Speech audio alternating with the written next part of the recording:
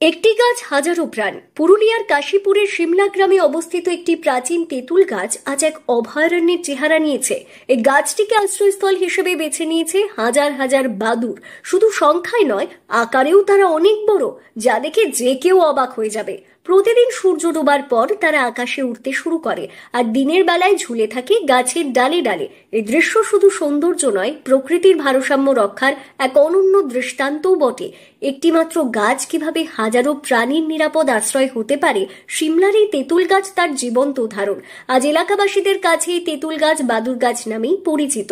এই বাদুড় দেখতে পথ চলতি মানুষজন তো বটেই, এলাকার স্কুল পড়ুয়া ছাত্রছাত্রীরাও প্রতিদিন ভিড় জমান। তাদের কথা, আমরা প্রতিদিনই বাদুড় দেখি, খুব ভালো লাগে দেখতে। প্রতিদিন দেখি। কেমন লাগে দেখতে বাদুড়? দেখতে আমাদের খুবই ভালো লাগে।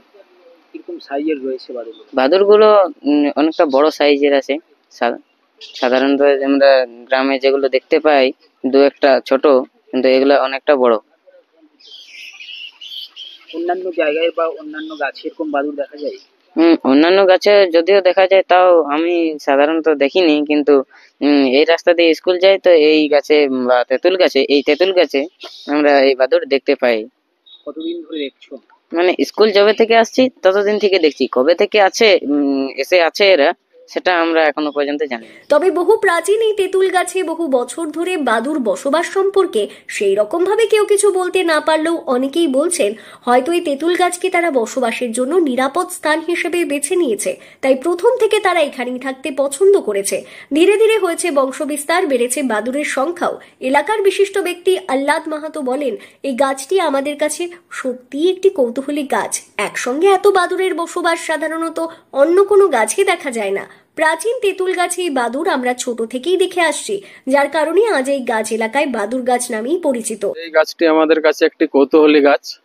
এটা আমরা ছোট থেকে দেখে আসছি, মানে আমাদের বাবা কাকার আমল থেকেও শুনে আসছি যে এই গাছে অনেক বাদুড় থাকে। এই গাছটি বাদুড় গাছ নামে, বাদুড় তেঁতুল গাছ নামে পরিচিত।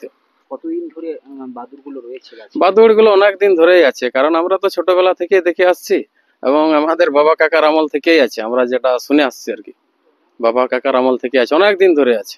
সিমলার এই তেঁতুল গাছ আজ প্রমাণ করে একটি মাত্র গাছ কিভাবে হাজারো প্রাণীর নিরাপদ আশ্রয়স্থল হতে পারে। এটি শুধু একটি গাছ নয়, বরং প্রকৃতি ও প্রাণীর সহাবস্থানের এক জীবন্ত নিদর্শন, যেখানে প্রকৃতি এবং প্রাণীরা মিলে এক সুন্দর ভারসাম্য গড়ে তুলেছে। পুরুলিয়া থেকে শান্তনু দাসের রিপোর্ট, লোকাল 18 বাংলা।